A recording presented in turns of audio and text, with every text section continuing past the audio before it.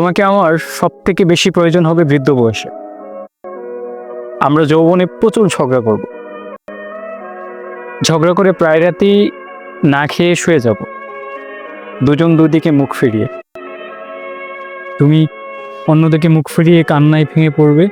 বাহিরে প্রচুর বৃষ্টিতে যখন আমি শীতে কাঁপতে থাকবো, তখন তুমি আমাকে কাঁথা দিতে আসলে আমি টুপ করে তোমার হাতটা ধরে ফেলবো। একদিন বাজার থেকে 5টা হলুদ গোলাপ নিয়ে আসবো, তুমি সেগুলা দেখে রাগে জোরে জোরে নিঃশ্বাস ফেলবে। তখনই বুক পকেটের কোণা থেকে 2টা লাল গোলাপ দিয়ে তোমাকে ভালোবাসি বলবো, আর তুমি হুট করেই হেসে দিবে। একদিন আমি অ্যাক্সিডেন্ট করে চলে আসবো, আমার এই অবস্থা দেখে তুমি প্রচুর কান্না করবে, রাত জেগে আমার পাশে বসে থাকবে। আমি তোমাকে আমার বুকের উপরে টেনে নিয়ে ঘুমিয়ে যাব।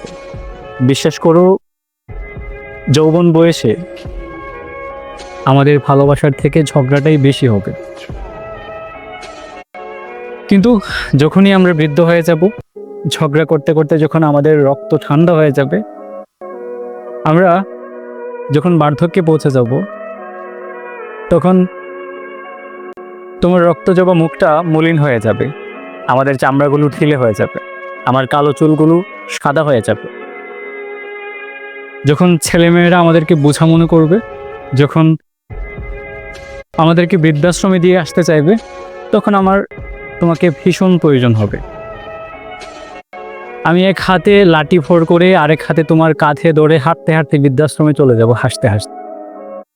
আমি চশমা পরে ঝাপসা চোখে সাদা চুলওয়ালা একটা বৃদ্ধার দিকে তাকিয়ে থাকবো। জানো, একদিন আমরা বৃদ্ধাশ্রমের উঠোনে বসে চাঁদ দেখতে দেখতে গল্প করব, পান খেতে খেতে আমাদের ফেলে আসা স্মৃতিগুলোর কথা ভাববো, আর অনেক হাসবো।